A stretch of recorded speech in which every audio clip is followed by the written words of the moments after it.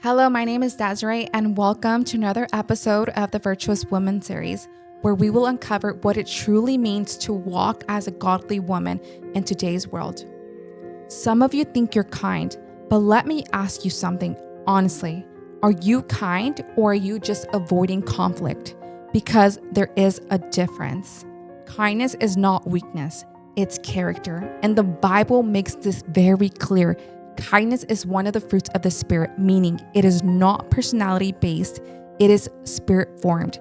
True kindness is active, loyal love expressed through mercy and generosity. It reflects a heart that chooses goodness, even when it costs something. Kindness is evidence of spiritual formation. It shows that a heart has been refined by God, trained to respond with grace instead of impulse. Proverbs 31:27 says, "She looked well to the ways of her household and does not eat the bread of the idleness." Her kindness is not passive. It is protective, intentional, and sacrificial. She watches, she cares, and she covers. To be kind is to show others and yourself how deeply you care by doing and saying what God says is right. And sometimes that means correction, because when you truly love God, you become kind enough to tell the truth. You begin to love what He loves: true righteousness and restoration. Real kindness cares about a person's soul. It does not ignore danger. It does not stay silent to keep the peace. It speaks up to lead someone back into light. But always with gentleness, never with condemnation or shame. Proverbs 31:26 says, "She opens her mouth with wisdom, and the teaching of kindness is on her tongue." Kindness is intentional. It desires growth. It refuses to let people stay bound. Now, let's talk about something many people confuse. Because kindness is not the same as being nice.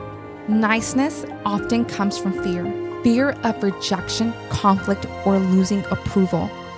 Niceness will stay silent when God says speak. Niceness would rather protect comfort than confront truth.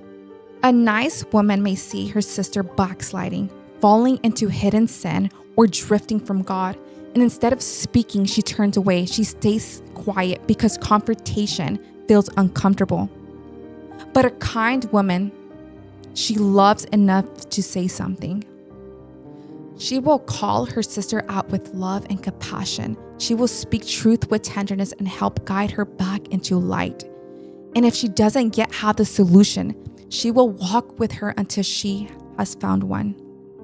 That is kindness. That is loyalty. That is love. Proverbs 31:20 says, "She opens her hand to the poor and reaches out her hands to the needy."